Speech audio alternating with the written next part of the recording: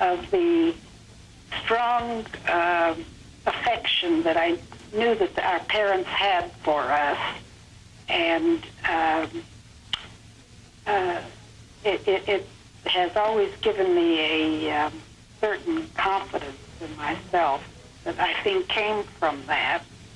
Although I don't think they actually realized that they were doing that. It was just their devotion to the family. We always came first. After Molly came Gilbert. He remembers the lean years in the family home on 5th and Lincoln. Meantime, we'd get up in the morning. The house was cold, so you'd have to fire up the boiler. And that, by the time we were ready to go to school, the house was warm. Now, can you imagine 7 people taking a bath with 1 bathroom and 1 toilet? So that had to be scheduled. And I can tell you, it was an interesting home. And on the top of the house, this is on 5th and Lincoln, we had an attic, and my parents converted that to bedrooms. And I slept with my brother Morris in the same bed. My mother would darn my socks. I had hand-me-down socks from my brothers, and this is, I think my socks went to my brother Harold. And to this day, I must have at least 500 pairs of socks. I was just in New York last week at Varney's, and I saw these beautiful English socks, $20 a pair. I came to the St. Regis Hotel with this bag, and Thelma said, "What have you got there?" I said, "A 3 pair of socks." She couldn't believe it. With all the socks, all the things to buy. I said, "These are so beautiful, I couldn't pass them up." On his parents? Strict. My father was a very strict man, and I believe in being strong with your children, but I also believe in allowing them to do things that seem reasonable, but yet in my era, I would not have done it. He was a very bright and ambitious, hard-working man, and taught us the same principles and scruples he had scruples. I mean, he always told the truth. He always wore tailor-made suits. He had a tailor by the name of Thalen and Hansen. Father had a little stomach. I never saw my father that he didn't wear a shirt and a pair of pants, suit pants. People dressed in those days. People dressed. And even when he was working in the house, he might have an apron on, but he always was dressed like he was going to work. Thelma Steinberg entered Gilbert's life when she was just 13. The first cousin once removed was invited to his bar mitzvah. They were married in 1938 at the age of 19. My grandmother and Gilbert's father were brother and sister. It's the best thing I ever did in my life, because we are still on our honeymoon. We still love each other, and we still have romance, and I just feel very lucky that I married the Queen. He named me the Queen. When I was married then, I came into a family that I felt very welcome, and you know, I had that advantage. Gilbert had to leave his family for combat in World War II. He fought with the Army in France, Belgium, and Germany, eventually running into Morris during his European tour of duty. Upon returning to Portland, Gilbert enjoyed building a business empire with his brothers that still brings him pride. Even in California, at my club, I hear people say, "Well, I understand your family is the outstanding family in Portland." I said, "Well, I didn't say that, but if that's what they say, I can accept that." We don't like publicity. We don't seek publicity. But with the fact of success that we have, we're a public company, it's in the paper, you can't hide those things. So we try to keep a low image if at all possible. That's our family. I'm very proud of the fact, and I've always said, I'm not proud of the wealth of the family. I'm proud of the fact of our love for each other and our behavior. That I'm proud of that. Also the fact that we are active in the cultural, musical, social world as well. education as well. Brother Harold just made, and Arlene and their family made a tremendous donation to the University of Oregon, which I'm very proud of. I've been active in the desert. I'm on various boards. I think you've got to put in as well as take out.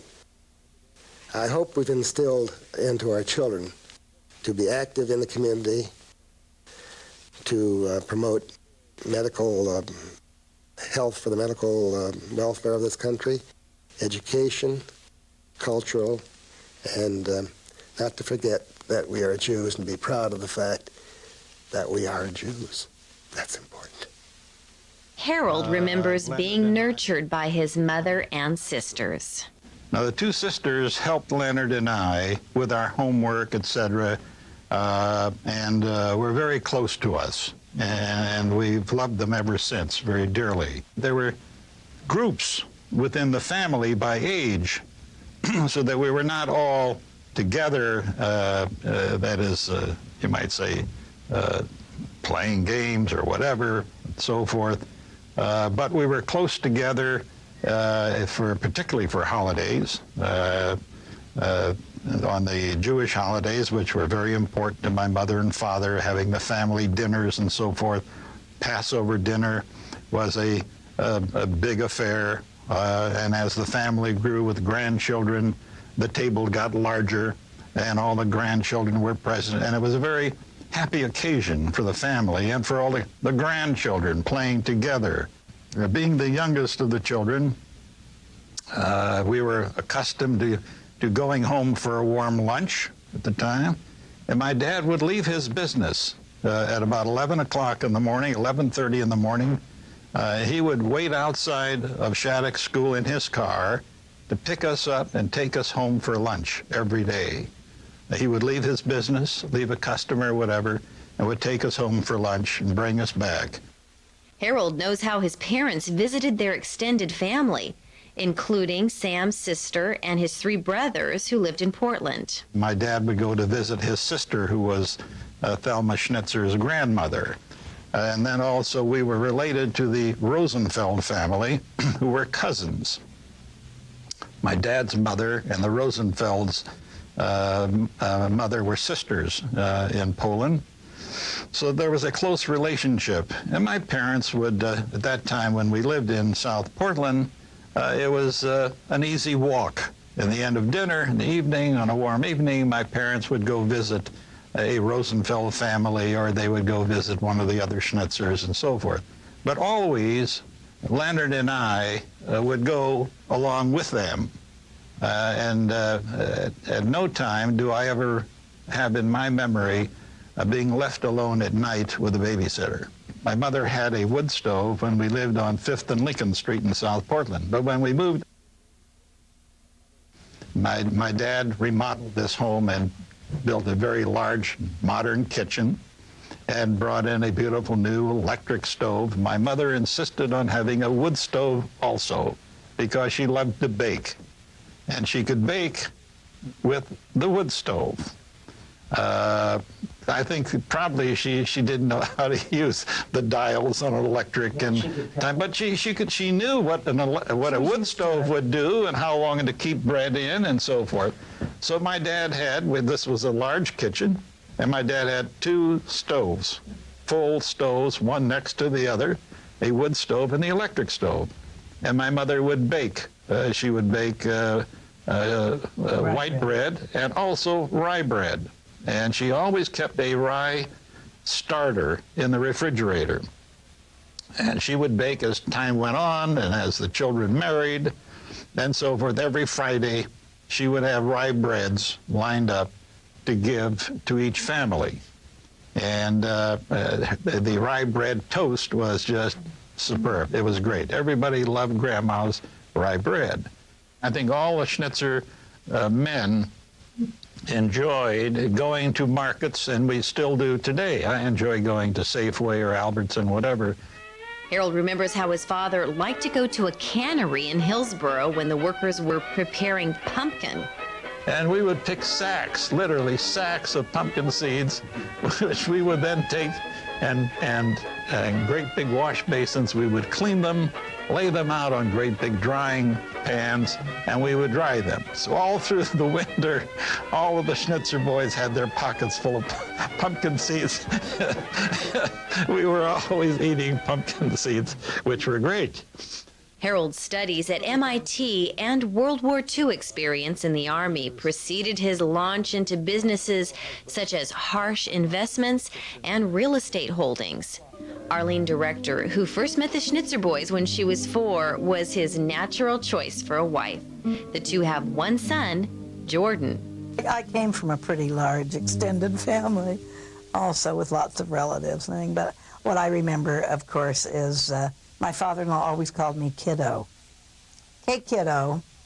I always felt my mother-in-law, I'm not quite sure she approved of me because I was kind of blonde and flighty, and I wasn't sure she really approved of me. My father-in-law was different. He really, we meshed. We got along just great. And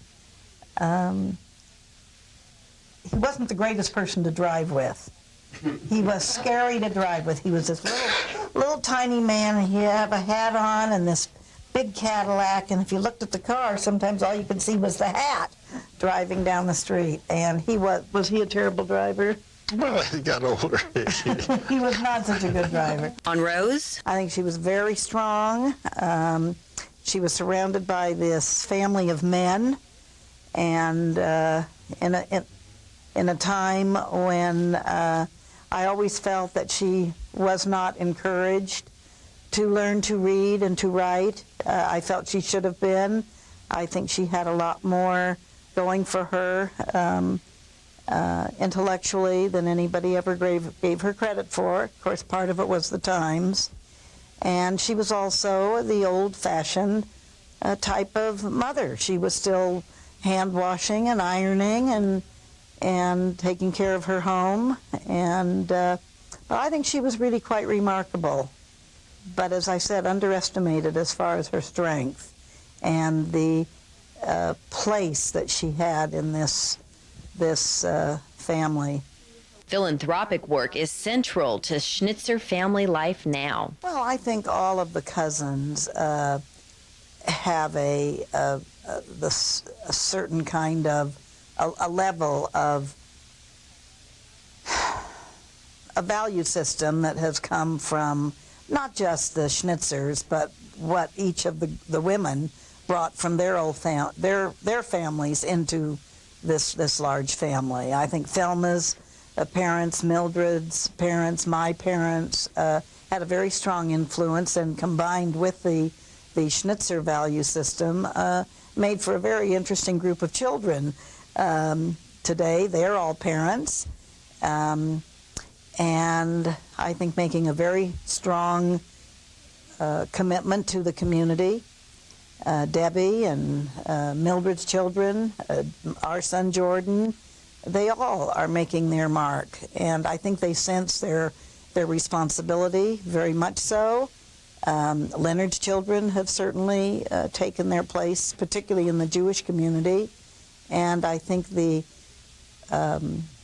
responsibility of having wealth, I think, has made them very conscientious about the fact that when you take and you are fortunate and you have been given from a community, you give back. Harold thinks his parents would be proud of what their children have achieved. I think both of them, of course, would be very proud, very pleased. I think my dad would certainly feel that his expectations were realized, that what he had put into his family, his sons, etc., in the sense of business and community activity, that they had fulfilled his desire of what he expected in his training. The last child born to Sam and Rose was their son Leonard in 1924. He remembers simpler times. When we were young and had a bar mitzvah, my father would go to a friend of his who made soda pop, or we'd go to Henry Weinhardt's brewery who made soda pop and get a case of root beer and a case of strawberry and a case of this and a case of vanilla and a case of cream, and that was it. And then they would have chopped eggs, and they would have chopped herring. They would have bread, and they would have wine, and it was a very, very simple affair. And, you know, women would make cookies, and they'd make strudel, and they'd do a few other things. But it was a very simple affair after the ceremony in the basement of the synagogue. Everybody was invited, and that was it. Today, it's a great big celebration, and people spend thousands and thousands. And back east, it's even more expensive. They can spend hundreds of thousands of dollars on a bar mitzvah celebration. And it wasn't the big social event that it is today in that sense. But it's times change. And as kids, he would run around the sawmill. We would follow him, and he would run through the sawmill, look around, look at this, look at that, and figure it's worth this. And he'd come up with a number and say, this is what I think it's worth. And we still follow him. And we learned that at a very, very early age. And that was our fun, to go along with him and do those things. But at the same time, it was a learning education, and that all filtered down. And I think the things we saw and learned and felt just went into each of us in a different way. Educated as a dentist, Leonard opened a practice, but later found his way into the family's steel business for life. He was called to serve his country during the Korean conflict, and later lost his first wife, Bobby, to Hodgkin's disease. Leonard married Lois Schaefer in 1962. She was welcomed into the family and was kept busy raising 6 girls. She remembers how everyone got along. I don't know what went on in the office between these boys, but at home they were gentlemen, and they were wonderful to their to each other, to their sisters, to their mother. They had the greatest respect. Every day I knew where I could find Leonard after work. He'd be at his mother's visiting, along with all the other siblings, and I just thought that was so wonderful. In fact, when his mother was getting on in age, and they thought it might be better for her to move into smaller quarters, her main concern was it wouldn't be as convenient for everyone to drop by after work, because Vista Avenue was an easy stop for them, and that's where they were. I thought it was just wonderful. I think that as far as values, I think that above all is love and respect, especially towards parents, which I sensed immediately in this family, and that work is important, but it is the process of working and the thrill of working and the creativity of working that is important, and not just amassing. And I just felt that the values were so wonderful and so strong, especially in Leonard, that was one of the things that he got from his family. It's one of the things I admired so much, that it was all the right things were the important things, and not all those external, things that one accumulates, but the importance is that honesty, that integrity. They've always had a wonderful reputation in business for being fair, for people respect them, and it's that respect that I admire so much and want to continue with our kids, and think we've done so far a pretty good job. I'm very proud of our kids maintaining those values and feeling they want to be involved in the community, and feeling proud of their background of being Jewish and of being able to contribute in some way. On the subject of business, Leonard has some insights. My father really created the foundation. He just got the thing started, and taught each of us what to do. The business that he left basically wasn't that great when we all came back after the war. There was hardly anything left financially. There was Schnitzer Steel, and there was the oxygen plant, and Morris's scrapyard was still there. But basically the family was flat as it could be. They basically almost broke. And basically the kids just all pitched in and started and went to work. And really there was nobody in our generation that was a shirker, that was afraid to get out and work. And one thing that everybody in our family has done is everybody has worked to the best of their ability and capability. And you don't see this all the time in the next generation. How do you think your father would feel about that? Oh, he'd be in heaven. It'd be the greatest joy for him to know. Yeah. Joy, pride, family, and tradition. These are all part of the Schnitzer legacy. Edith remembers something important her father said. He said, I have two papers I value very much. One is my marriage license and the other is my citizenship. And I thought that was well said. I thought that was wonderful. They're very important to him, you see.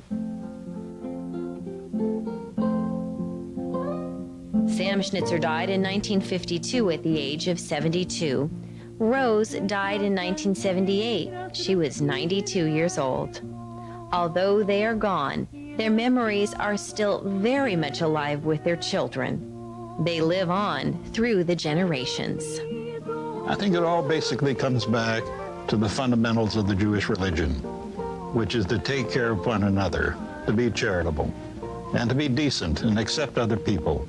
I think this is what I think has gone through the generations with ourselves, in that you must leave something when you leave this world. You must leave it a better place.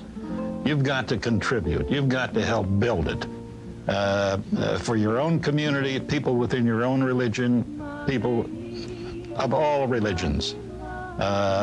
We must accept other people. We've got to respect them just as we want them to respect us.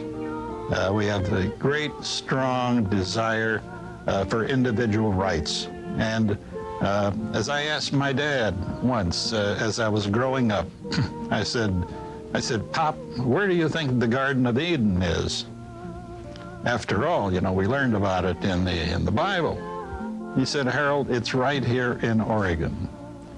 He really believed that Portland and Oregon was one of the most wonderful places in which to live and raise a family. So we believe that too.